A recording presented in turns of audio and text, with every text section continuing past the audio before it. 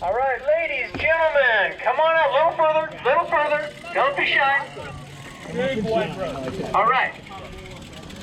Third place, Brian Mix. Come on, roll it up a little bit. Luke, I'm not even going to try to pronounce your last name, Luke, but you know who you are.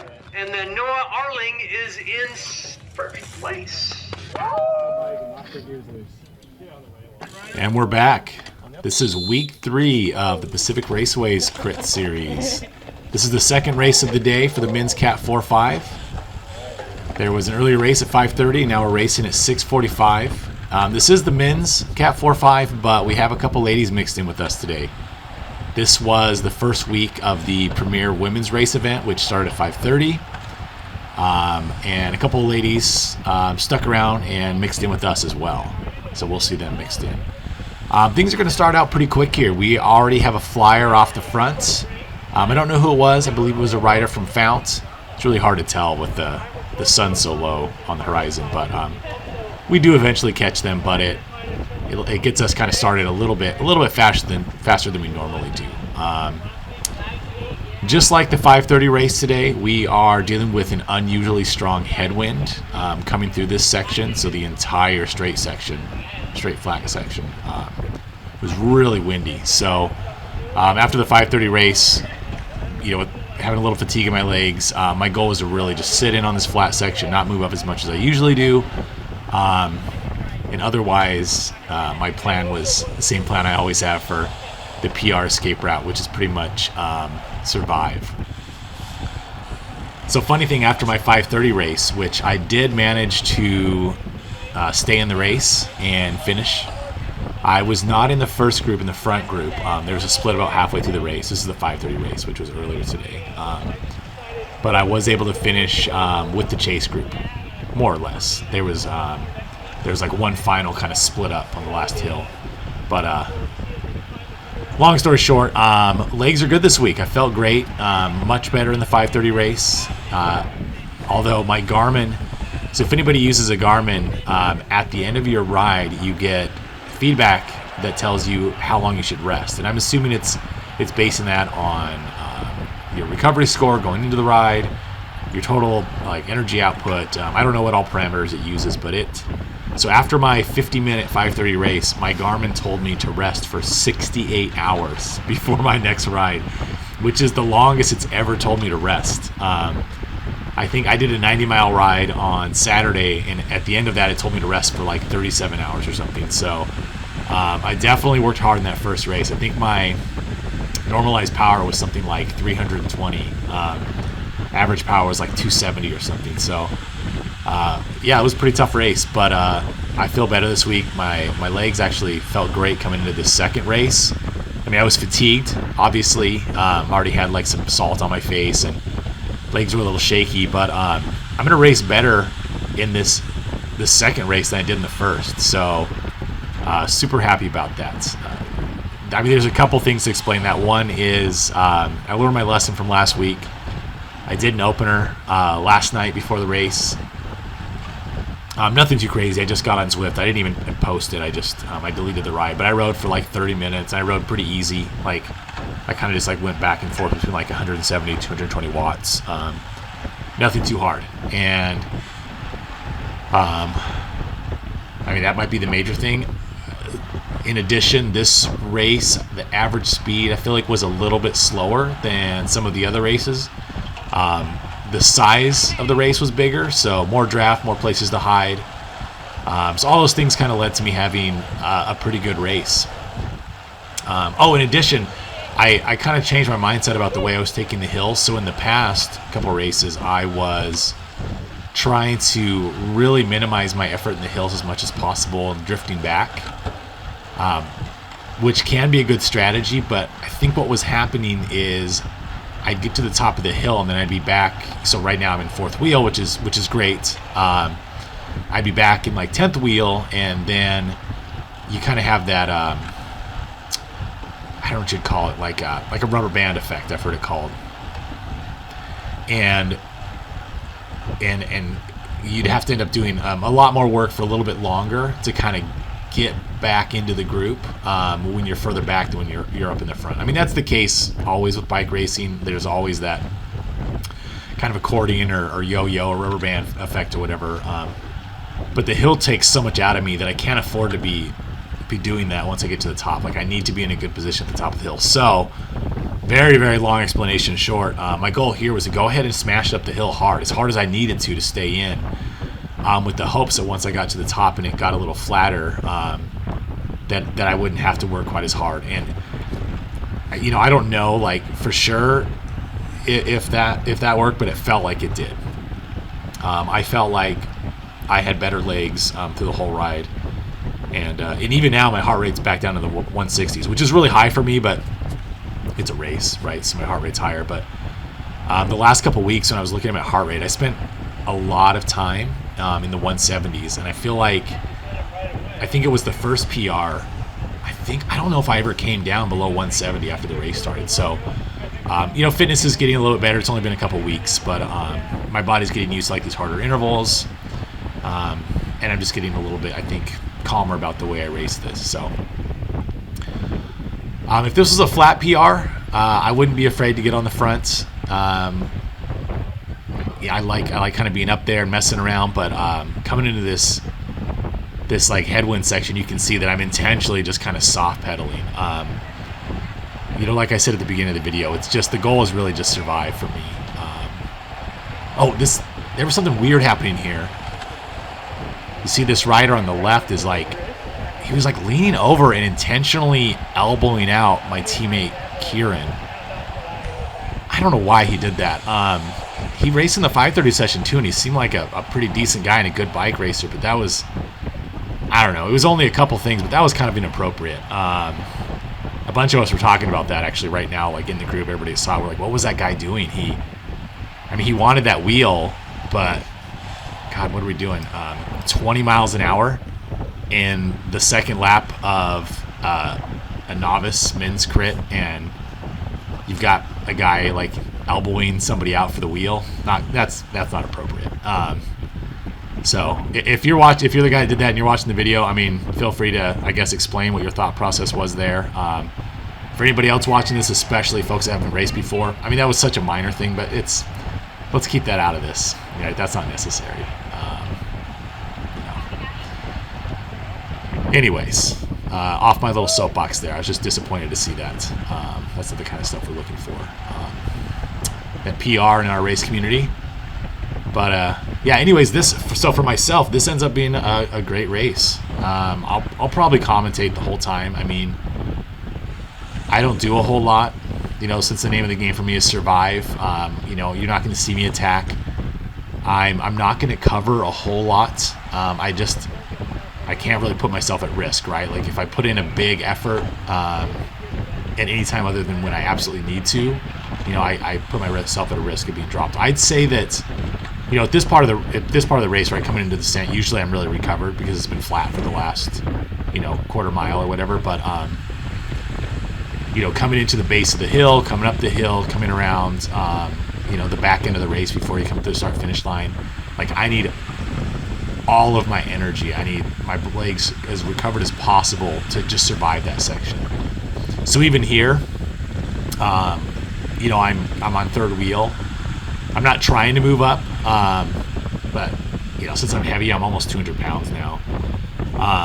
It's easy for me to roll downhill, gain some speed, but I don't carry it through. Like I don't kind of hammer back up the hill and carry it through like a lot of people do, because I just don't want to be in the front. Like I just want to draft and draft and draft and hide and hide and hide. Really, that is the name of the game in bike racing, right? Like you're trying to save your matches. And this is great. I have teammates. So Kieran's all the way up on the front. He's putting in a little effort, not like a real hard attack, but a little effort. Noah is in the green jersey and the red helmet. He is, that's actually the series leader jersey, the green jersey. So my team has that this week. Noah's in the mix. And I want to say congratulations both to Noah and Kieran, who this will be their last race as Cat 4s. So they're both going to go up to Cat 3 next week. So awesome to see Kieran putting in some attacks in his last week, and then Noah up here, right up on the front. He's you know, I think for both of them, knowing this was their last time racing as a Cat 4, they wanted to make sure they were in the mix. So Kieran did race the earlier session, and God, I think he won it again. He's won the 5:30 session. God, I feel bad, Kieran. I should have looked this up before I did the video, but I think he won it all 3 times, or at least 2 out of the last 3 times. Ooh, there's a little gap opening here. You can see me looking back. Yeah, this is a perfect example of like where, yes, I could have closed the gap. Like I have enough fitness, but I'm doing the classic like minimum effort and let people come around me because I can't risk it. Oh yeah, look at my heart rate's at 180. Yeah, so that's not good. If my heart rate is in the 170s, I'm hurting. If I hit 180 or go above 180, like I'm on the borderline. Like, you know, if you want to drop me, all you need to do is make a big move when I'm at 180 BPM, and that's it. So, yeah, hopefully my fitness will get a little bit better and I won't spike up to 180 so fast. I mean, that effort up the hill is probably only a minute or 2, but it takes me all the way to the limit. Okay, so now we're on the flat section again. Usually we come through this section. I feel like in a lot of the races, it's easy to hit 26, 27 coming into this section. It's like dead flat. It's really smooth. But the headwind is just brutal. You can't tell it all in the video though. I'm looking now and there's no like wind socks, wind flags. You can't really tell, but I actually had to turn the audio on my GoPros way down. Even the audio on my rear GoPro, the one under the saddle. Oh, sorry. It looks like we're getting neutralized here. This must be a break from... God, that'd be a big break. I didn't see the 1-2-3s line up. Usually their race is bigger than that. That could be a breakaway, but that's a huge breakaway if it is. Usually those guys don't let stuff that big happen. Maybe the race split. I don't know. But anyways, that's not my race, so I won't talk about it too much. But yeah. Anyways, the wind here was brutal. God, yeah. See, we're going 16 miles per hour. And I know we're neutralized, and you know we're neutralizing, but like that's not an unreasonable speed coming through this section. It's slightly uphill, and with the wind, yeah, it's pretty brutal. I think that's Mike Breen, the other Mike B on the team, off to my right here, who's in the mix. He's been coming out. We've got McKenna Lees in front of me. She's one of the ladies that's racing with the men this week. She's also I believe she's the founder, president of Breakfast Club, who have been tearing it up in the women's events. They're getting women on the podium at just about every race they're in. So super strong. We've got Noah in the bright green leader's jersey up there on the right, out in the wind. I think he's just having fun. He's just like out in the wind, just kind of in the mix, you know, no worries. It might be my buddy Luis is up there in the distance a bit. I think we have Matt Besa in white helmet, white kit right in front of me. He's won this event, the 645. He won it last week, and is consistently doing really well. I imagine he'll probably go up to Cat 3 soon as well. Yeah, that's the thing about like racing a lot of PR is if you're looking to upgrade, if you're trying to get up into the 3s, your 3s trying to get into 2s, whatever. I mean, this is the race to come out and do. So Seward Park, which is our other weekly race in the Seattle area, is, I don't want to call it non-sanctioned. I mean, it's like a well-organized event, but I don't believe it's like USA Cycling sanctioned. So you don't get any points for it. You know, you pay for it, you wear numbers. There's a finish line and a camera. It's all very official. It's a fantastic race, but unlike PR, you don't get points for that. PR, you do. So these guys that are coming out, racing consistently, finishing well, they can cat up pretty easily. So two of the guys from my team, Kieran and Noah, they've been around for a while, but I mean, they basically moved up out of 4s in like a matter of like 6 weeks. I mean, they had really good finishes. The guys are super strong. I mean, I'm not going to be surprised if they're pulling top 10s in the Cat 3 like right away. But yeah, it can happen. I haven't looked to see how close I am. I mean, I don't finish well here, but I've been racing every week. I've done every road race, every crits, except for Mason Lake #1 this season so far. So I've been racing a ton. So, even someone like myself who doesn't usually finish well, I probably don't have super long until I go up to threes myself. So, anyways, just throwing that out there. I know a lot of folks want to get out of the 4 or 5 as soon as they can. They want to race with the more experienced guys. But I should add that, in my opinion, I think for most of us, we shouldn't be in such a hurry to cat up. I mean, definitely get your points. But you're still bike racing, right? I said this to my teammates, like, you're bike racing in the 5s, you're bike racing in the 4s, you're bike racing in the 3s, 2s, 1s. You're still bike racing. It might be a little bit faster, more organized, theoretically a little safer, though I don't know if that's really the case, as you go up through the cats.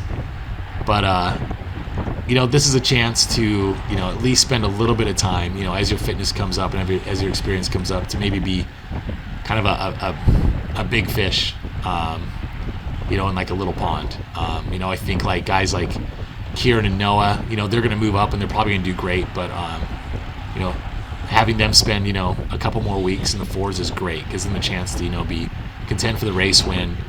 Also gives you a chance to, to make mistakes, not dangerous mistakes, but, try out attacks, try moves, try to get into breaks, try to do all these things, before you get up to the 3s. So you have some experience. So you're not going into 3s, just being a mid-pack rider. I'm pointing at myself here a little bit, but yeah. Oh, I should say, I think this might be the last week of the escape route.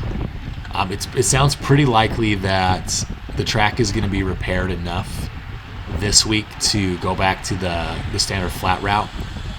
Not that the escape route won't be an option. It is something that I think they'll mix in from week to week. They do something they call like a dice roll, where they might run escape, they might run flat, and you just don't know from week to week, which actually is kind of cool. I mean, somebody like me, like, I definitely prefer the flat route. Oh, look at that! I did try to get into the mix. That was probably the only time this entire race where I actually put in effort. I mean, it didn't do anything for me, but I thought I didn't do anything the whole race. I guess I did. I put in one tiny little effort and came around. If I remember correctly, the numbers didn't look super. I was looking up the road.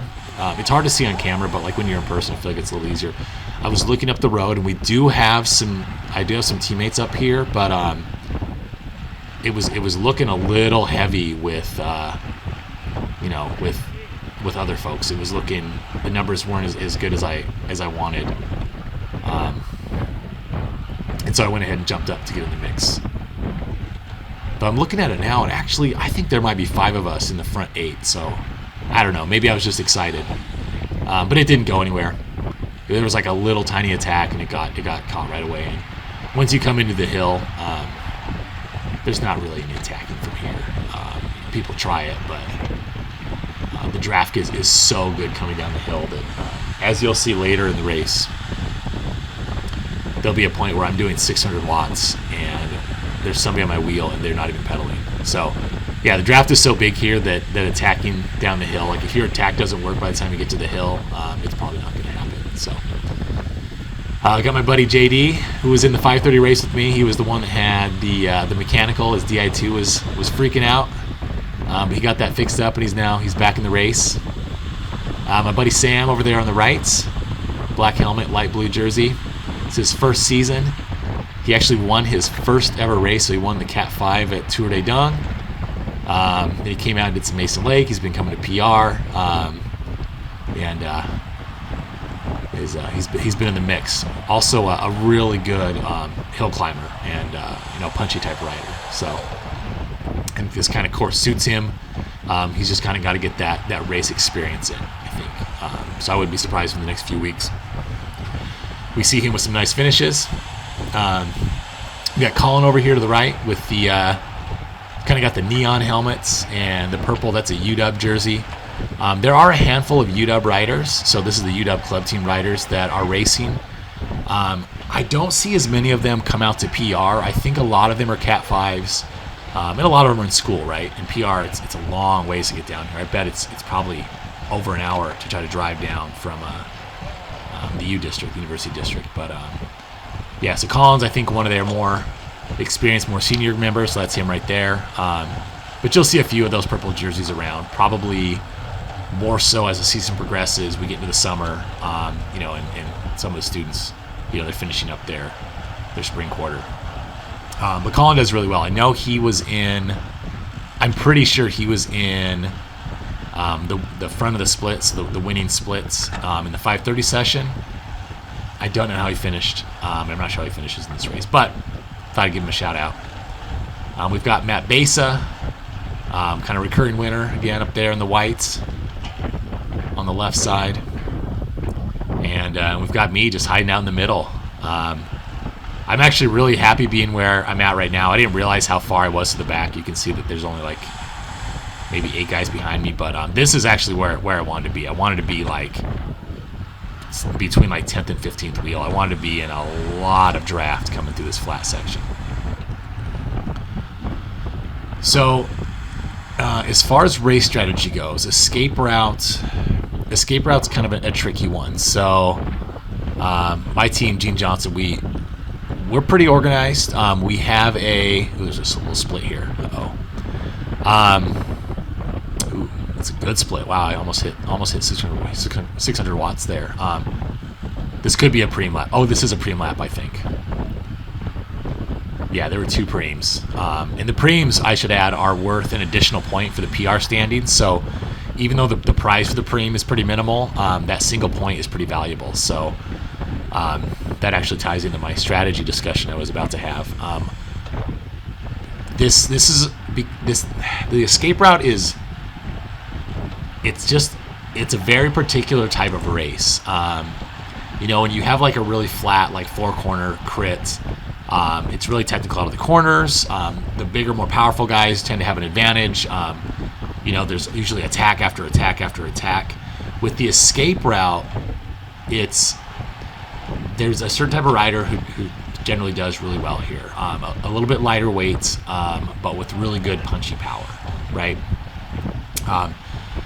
And so we have a handful of those on my team, and then we also have a handful of guys like me that like are reasonably fit, but don't handle the punchy power as well. And so we don't have as big of like a team-wide strategy. It's more individual where, a couple of us, if we're near the front and we feel like there's a chance for a preem, maybe let's set up a lead out. Let's try to get the preem. Or if you're in a good position coming into the hills and you're more of a climber type, like Kieran or Noah or Luis, a couple of the guys on my team that have like a lot of power output, but don't weigh a lot. If you're in position to attack, just go for it. And then myself and I'd say probably half of the other guys, really it's to help cover if we can. It's to try to be in moves if they go. But we don't have as much organization as we've had for like other races, like for Tour de Dung and Mason Lake. Like we had pretty specific things we were going to do, like points in the race where we were going to make moves. We had kind of different roles. Like my role generally is just to be a cover man. So try to bridge the peloton to any breakaway versus like getting in breakaways. My goal is not to get in the breakaway. And then be involved in a lead out, help organize the lead out if it comes to that.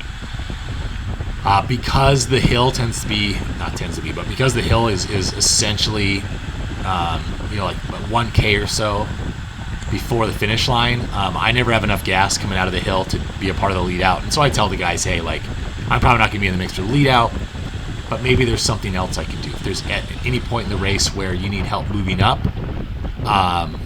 let me know. And I'll try to help you move up. And I'm very excited to say that for this race, that is going to happen. So there was this discussion Little side note here, I'm way too far to the front. I just kind of rolled up here, but I do not want to be in second wheel. There's not enough draft. You know, even though we're kind of going uphill, we're still at 22 miles per hour. I don't want to be this far up front. But I mean, you know, I'm not gonna I don't want to drop anchor and you know, create a big mess. This guy's gonna go here. The Zervenbergen guy, he's gonna actually go pretty hard. And as soon as he hits as soon as I hit 700 watts, I'm like, nope. You can see me. I looked down really quick at my power meter. I was like, nope, not going. The Apex guy behind me was yelling, go, go, go. I thought it was my teammate yelling at me to help cover, but I was probably going to have to hit 1,000 watts to stay on that guy's wheel. And, yeah, I told you earlier, like, that's not going to happen. Like, I'm not going to risk myself like that. So you can see, like, I did that little effort, and I immediately just dropped back to, like, 15th wheel. I was like, nope, I'm out of there. The Apex guy that was yelling at me, or he wasn't really yelling at me. He was, he said that he was trying to kind of trick the Zervenbergen rider into to going hard and burning himself up, which, admittedly, is like is something that like my team has talked about. Like anytime there's a single flyer and it's early in the race, to just let him go. It's so exhausting to try to stay away as a solo rider with 20 people chasing you. So if that was his intent, that's actually a good move. It just confused me because I thought maybe my teammate was asking me to help out. Anyways, yeah, back in 15th wheel or so. So good spot for me.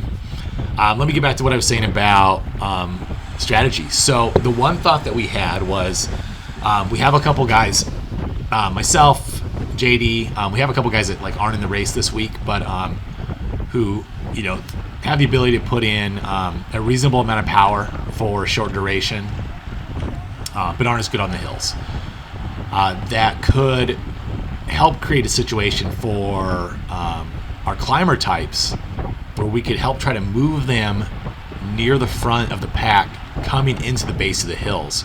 So they could sit in our drafts. I'm not huge, but I'm 6 feet tall, so I'm a pretty big draft, reasonably big draft. And I'm 200 pounds, so I'm like, I'm kind of a big guy that can offer some good draft to a teammate. So the idea would be that on the descent, I could actually keep pedaling down the descent, put in some effort, and then put them into, let's say it's Kieran or Luis or Sam or Mike or anybody, put them into a position so that they could then attack up the hill where the attacks work, while putting in minimal effort coming down the hill. So basically just moving them into position, kind of like I don't know, not like a lead out necessarily, but almost like a lead out, like into the base of the hill, which you do see the pros do. Although theirs isn't like a short, high-powered situation. Generally, they a team will get on the front, keep themselves in the front, go really hard, and then bring their climber to the base of the hill near the front. So a little bit of that strategy, kind of that was the idea. And I'm going to get an opportunity to do that. So, I always let the guys know that, hey, on the escape route, I'm probably not going to be a big factor. I'm probably not going to be able to help out a lot. But there's this one thing that if things go well, I can do and I can help out with. We originally had talked about potentially doing it, getting ready for the preems. So the idea would be about here, so let's say right now I'm like 10th wheel or so, I could start moving up. So I would bump out to the right here. I talk to my teammates. I'm actually moving up right now, but this is not a plan. I just saw an opportunity. Just moving up a couple wheels. But I would do something like that, but what I would do is let my teammates know I'm coming, let them jump on my wheel and bring them up near the front. And then instead of coasting downhill, so you'll see like here in a moment, I'm pedaling because there's like this kind of strange attack into the hill, which is not going to work. But instead of pedaling downhill, I can just, like right now, I'm not doing 0 watts. You'll see in a moment, like I'll come zooming up on everybody. Actually pedal a little bit, push down the hill, pedal up the first of the 2 kickers, and basically like drop them off. That would be the plan. So it's gonna happen, and I'll let you know what happens. And it's short. It's like I do I think maybe a 30-second effort to help move the guys up, then I do like a 7-second effort, and then I'm just like totally blown to pieces. So I guess we're close enough to the end of the race that I'll give you like a little spoiler. I don't know exactly how the race went on the front, because I do my little, it's not a lead out, I don't know what the move is called. If anybody watching knows, but basically I'll kind of move up. I'll get out of the race. So it'll be single file. Everybody's going at a somewhat reasonable speed. I'll kind of pop out into the wind a little bit. I'll move up. I'll slow down next to my guys, let them know I'm there, and then everybody will jump on my wheel. I'll move them almost all the way to the front. We'll come down the hill together, and then what I'll do at the base of the hill is the guys on my wheel will yell at me. They'll let me know like go or up or whatever, and I think it ends up being Noah, who's the race leader, will be on my wheel. I'll hear him say something. We're going like 35 miles an hour at that point. It just sounds like blah blah blah, but then I put in my hard effort, not as hard as I can, but a hard effort. My goal will be to bring them up the first kicker through the flat to the base of the second kicker, which I'm not going to be able to do. I'm a little too fatigued at that point. I did race the earlier session, and this race is hard, but but I get an opportunity to do that, and then and we get it on tape, and it was a pretty cool experience for me. It was the first time at PR that like my teammates were like, "Hey, nice job, thank you," because usually I'm not a factor, right? Usually I don't get to help much, so that felt really good. With that said, I'm really excited for the flat route because it's very different for me. Generally, like when we're racing the flat route, I've only attacked twice ever. Once last year, it was terrible. Once this year, and it was neutralized immediately. But I do tend to cover a lot, and I do tend to be on the front a lot, so I get to be like a bigger factor in the race, whereas on escape route I'm not. So that was pretty cool for me. Also, I had to take the lap counter off, unfortunately. I don't know what's going on, but my data was just not reading the laps correctly. So I just went ahead and took it off. I'll add like a little on-screen image once we get to the last lap, so that so you kind of have like an idea of where we're at. And the last lap is that's where I'm going to do my little bit of help that I'm all excited about. It's so funny. I'm like so excited. It's like this maybe like 30 seconds total of effort that I put out. But I don't know. Sometimes that's what bike racing is, right? You think about like watching the really big races like the Tour de France, right? I mean, there's a lot of little things that happen during the race, but for a lot of guys like lead out and sprinter guys, I mean, they might race for 3 hours and then they lead out for like 90 seconds, and that's like their entire race, right? How well did they do in that 90 seconds? So that's what I feel like that today is for me. It's like I spend all this time just sitting in trying to survive, and then I get to put in my like one tiny little effort. So yeah, I know this isn't the last lap because these three guys, so this is great actually. Luis, Kieran to my left, and Noah, any one of them could contend for the race at any time, and they're all like right up here in the mix, which is really cool to see. We've got Luis up here, white helmet with the red. He's so with Kieran and Noah, two of our guys going up to Cat 3. A lot of us are thinking Luis. Maybe I shouldn't be calling you out for other people to see, but I think Luis might be one of the guys we try to race for. Sam as well, number 43. Both guys with, I think, good potential to do well at PR. They're in the mix. They're up here near the front. Yeah, this is great. So one thing that's great about me not being super good at escape route is I spend a lot of time in the middle of the race. So I think that leads to a lot of people really enjoying watching the videos because everybody, as long as you're still in the race and you're not up the front in a break, everybody gets to be in the camera a little bit, and you get to see yourself because I'm kind of just always in the middle. So that's awesome. Although hopefully that'll change a bit when we get flat. Hopefully I'll spend some more time up in the front or getting into breaks. So those are my aspirations. We'll see how it goes. We're probably this might be the second to last lap. I'm looking just at how much time I have left in the video. We have 10 minutes left. It's probably 5 minutes per lap. I actually haven't measured it out. It's probably about 5 minutes per lap. So if we have 10 minutes left, maybe 2 laps, lap and a half. Yeah, we'll see. A couple things I've been doing differently is I've been shrinking down my rear camera. I think I made it a little bit too big in the past, and you couldn't see people. Obviously, I'm running the helmet cam now, which I think is awesome. It feels really weird on your head. Helmets don't weigh very much. I mean, I think the GoPro probably weighs as much as my helmet, so it's like when I put it on my head, it feels like my head's like, I mean, obviously, I like literally have a weight on my head. It feels funny, but once I get racing, I don't really notice it. People keep teasing me about it. They're like, man, you look. This is like Legion or something. I'm like, yeah, for sure, totally. Except, instead of 1,500 watt pulls, I'm doing 500 watt pulls, and instead of finishing with the win, I'm finishing out of the back. But got the same helmet cam as Legion. So, yeah. By the way, I'm going to record every race that I'm in, probably the entire season. I'll probably be at most of these. Little by little, people have been shooting me messages and saying hi. So, yeah, if you're watching the video, totally come say hi at the race. I'm one of the Devo captains, developmental captains for Gene Johnson. And if you don't have a team and you're looking for a team, I mean, we're always looking to bring people on. We are definitely the biggest squad of 4.5s in the Seattle area right now.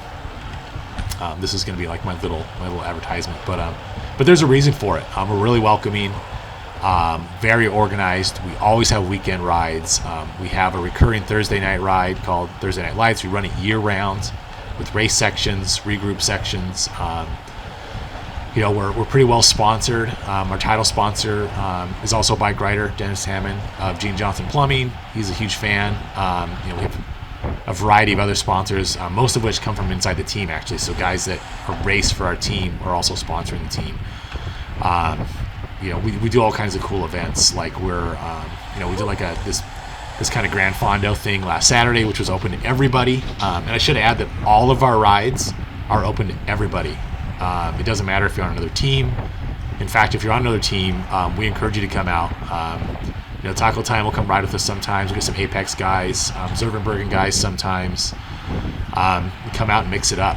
I think one of our big goals is to really kind of build up that race culture in Seattle. Get more people riding bikes. Being our team president Chad says, I think he says, being aggressively friendly, and that's what we try to be. And that's what I'm trying to be. Is I'm new to cycling. When I first joined, I'd go to races and nobody talked to me. The team I was on didn't really have a developmental program. They didn't have a developmental captain, and it was. I mean, I don't want to say it wasn't lonely exactly, but it wasn't terribly exciting. And Gene Johnson is way different. We have a chat channel. We have Marco Polo that we communicate with each other on all the time. Our Slack channel. We're chatting on it all day long. I have it on open usually all day at work, and we're talking strategy and sharing videos and talking about rides that we've been on and cool things we've done. And we do post race reports. If you've finished high in the race, we ask that you give us a report as simple or complex as you want. There's a lot of good, awesome things about it. So if you're thinking about joining a team, you don't have one, find us, Gene Johnson. Just shoot Gene Johnson Cycling, put it in Google, find us on Instagram, and give us a shout. Okay, this is the last lap. Great. So I can see what's happening here. I'm looking up the road. Sorry, I'm going to go fast here. Kieran and Luis are here on the left with JD in front of them. I could hear them talking, hey, should we move up or something? I didn't hear exactly what they said, but I knew they wanted to move up. So I'm going to come up. I slow down to next to them. I'm like, hey, here we go. Let's go ahead and move up. And I'm going to put in my little effort. It's nothing crazy, but I'm going to start moving us up. So I'm doing 400 watts. I'm not going super hard. I don't want it to look like we're attacking because I don't want everybody to panic and start hammering. I'm just trying to move us up. So this is my first of my two little mini efforts. So I'm coming up. JD sees. Perfect. We're rolling up. So right now what's happening is I'm bringing Kieran I'm bringing Noah. Oh, no, so Noah's right there. So he'll jump in a minute. Noah's in the green. I'm bringing Kieran, Luis, and JD up. I'm going to go ahead and coast down the hill.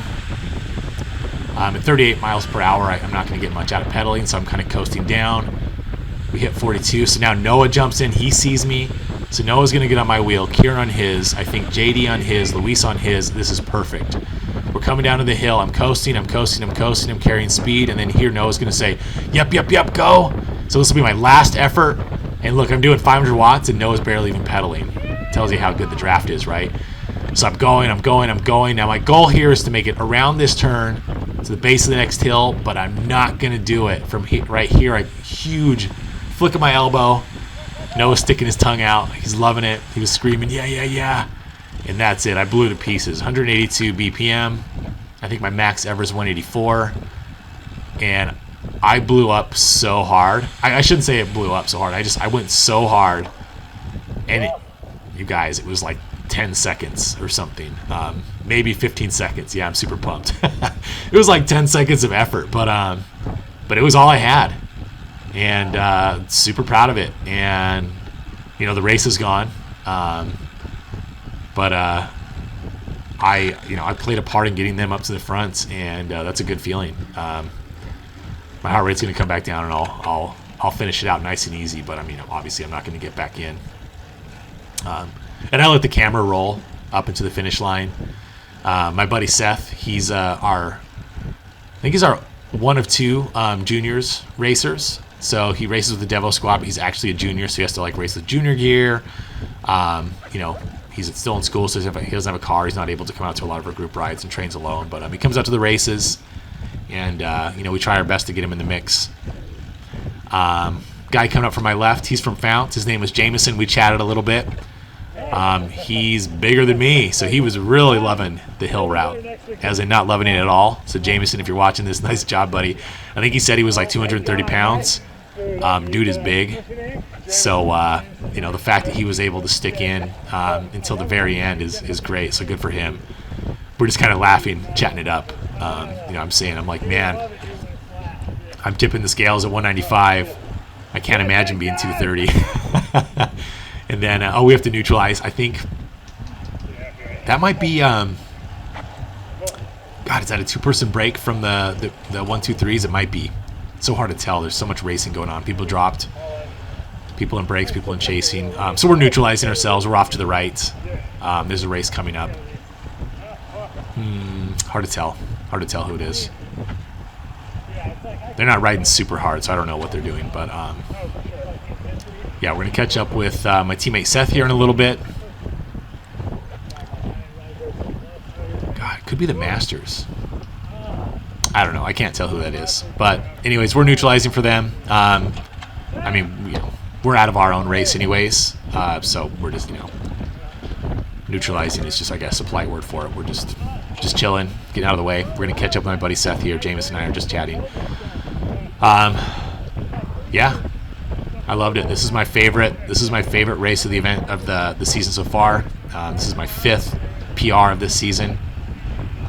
And definitely my favorite one. Even though, for 98% of the race, I didn't do anything but sit in and try to survive. I had a blast. And then after the race, there's my teammate Jake throwing his arms up like, what the hell, dude? What are you doing off the back? I was trying to yell at him. I did a lead out. Yeah. It's funny, I actually rolled through the finish line. I had some teammates in there, and I had to go explain myself because I felt embarrassed that I was so far out of the back of the race. I was like, you guys, I did something, I put out a big effort, which caused me to get dropped. But anyways, after the race was a blast. Music going, we had the podium set up. One of my teammates from the 1-2-3s went into the green jersey. We lost the green jersey from the 4-5s. And I don't think we've ever had the jersey for the Masters, but yeah. Anyways, I'm out of video, so I'm going to stop the commentary here. Thank you for watching. Hope to see you guys out next week. And Seward Park also starts next week.